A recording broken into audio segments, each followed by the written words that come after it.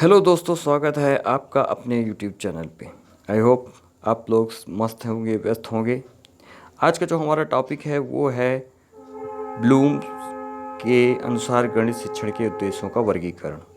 ये बहुत ही important topic है। अक्सर इससे क्वेश्चन, चाहे वो सीटेट हो या किसी भी राज्य के टीचिंग एग्ज़ाम हो, ये एक क्वेश्चन इससे आता ही आता है। तो ये कॉन्सेप्ट बहुत ही ज़रूरी है क्लियर होना हर स्टूडेंट का जो एग्ज़ाम देना चाह रहे हैं। तो आइए शुरू करते हैं ब्लूम्स के अनुसार गणित शिक्षण के उद्देश्यों का वर्गीकरण। दोस्तों, शिकागो विश्वविद्यालय में जो हमारे ब्लूम साहब थे, डॉक्टर ब्लूम, और उनके सहयोगियों ने व्यवहार के 3 पक्षों, पहला ज्ञानात्मक, भावात्मक एवं क्रियात्मक पक्ष का वर्गीकरण प्रस्तुत किया। उनके अनुसार शिक्षण उद्देश्यों के वर्गीकरण को निम्नानुसार प्रस्तुत किया जा सकता है। ज्ञानात्मक पक्ष के अंतर्गत अगर देखें,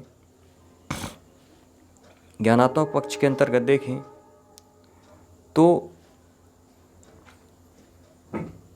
ज्ञान बोध, ज्ञान उपयोग,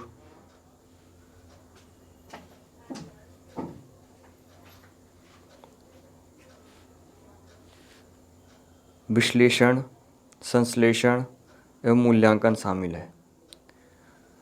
भावात्मक पक्ष में देखें तो आग्रहण, अनुक्रिया, अनुमूलन, प्रत्ययीकरण, व्यवस्थापन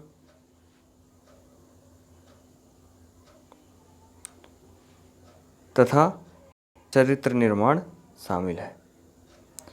अब आते हैं क्रियात्मक पक्ष पे।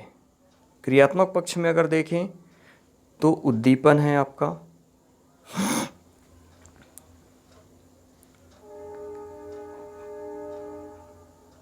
कार्य करना, नियंत्रण,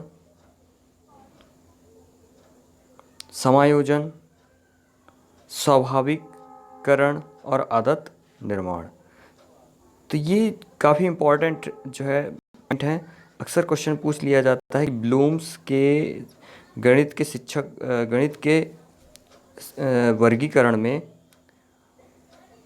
ज्ञान कौन सा पक्ष शामिल है। 4 ऑप्शन दिए होते हैं, ज्ञानात्मक पक्ष, भावात्मक पक्ष, या उसमें से कोई एक पक्ष जो है हमें जो सही होगा उसमें टिक करना होता है। तो इसमें से आपका पहले तो इधर ज्ञानात्मक पक्ष हो जाता है, भावात्मक पक्ष हो जाता है, क्रियात्मक पक्ष। ज्ञानात्मक पक्ष के अंतर्गत जो है ज्ञान हो जाते हैं आपके, बोध हो जाता है, ज्ञान उपयोग हो गया, विश्लेषण हो गया, संश्लेषण हो गया, ठीक है, और सबसे लास्ट में आता है मूल्यांकन।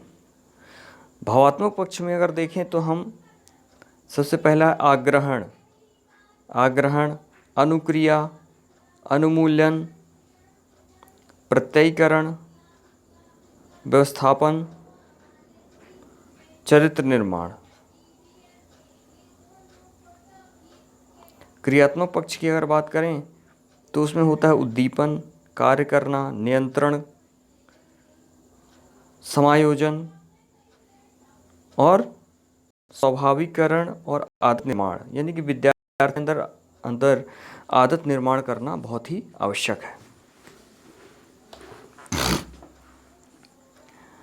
अब आते हैं दोस्तों गणित शिक्षण के मूल्य। गणित शिक्षण के मूल्य की अगर बात करें तो प्रयोगात्मक मूल्य।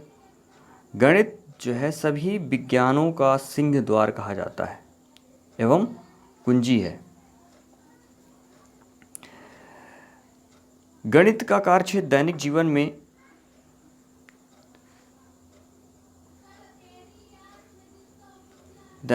में जीवन या व्यवहार में प्रयुक्त गिनती तक ही सीमित नहीं है। यह हमारी आधुनिक सभ्यता का मूल मंत्र है। आधुनिक में जो भी उन्नति के आयाम हैं वह सब गणित से जुड़े हुए हैं। जिन वैज्ञानिक यंत्रों ने हमारे जीवन में इतनी सुख समृद्धि का विकास किया है, उन सभी का आविष्कार गणित के द्वारा ही संभव हो सका है। दोस्तों, हमारे आसपास जितनी भी भौतिक सुख सुविधाएं हैं उसमें उनके विकास में गणित का बहुत बड़ा योगदान है। गणित की सहायता से हम उनका भलीभांति उपयोग कर सकते हैं। अगर देखिए, अगर गणित ना हो तो क्या हम मोबाइल यूज कर सकते हैं, क्या कंप्यूटर यूज कर सकते हैं, चाहे कोई भी इंस्ट्रूमेंट है उसमें गणित का उपयोग ज़रूरी है। गणित का ज्ञान जो है, गणित के बिना उपयोग के वो यंत्र या कोई भी इंस्ट्रूमेंट हम उपयोग नहीं कर सकते। ठीक है। यंग जो हमारे मनोवैज्ञानिक हैं, उन्होंने कहा है कि लौह वाष्प विद्युत के इस युग में जिस ओर भी आप आंख उठाकर देखेंगे तो गणित ही सर्वोपरि पाएंगे। बिल्कुल सही कहा उन्होंने। जहाँ भी आप देखेंगे जो विकास है, इतना कुछ विकास हो रहा है, चाहे वो आपका डैम बन रहा हो, बांध निर्माण हो, चाहे पुल निर्माण हो, चाहे आपकी ट्रेनें बन रही हैं, सभी में कहीं ना कहीं मैथ का, गणित का उपयोग हो रहा है। यदि यह रीढ़ की हड्डी निकाल दी जाए तो हमारी भौतिक सभ्यता का अंत हो जाए। बिल्कुल सही कहा है कि अगर हम गणित निकाल दें तो हमारी ये जो भौतिक सभ्यता है उसका तो अंत हो जाएगा। सामाजिक मूल्य गणित का समाज के ढांचे तथा व्यवस्था में उन्नयन में बहुत ही बड़ा, साथ में भौतिक सुख सुविधाओं के अलावा सामाजिक मूल्य में भी गणित का बहुत बड़ा योगदान है। व्यक्तियों के परस्पर मेल मिलाप से ही समाज का निर्माण होता है। शैक्षिक मूल्य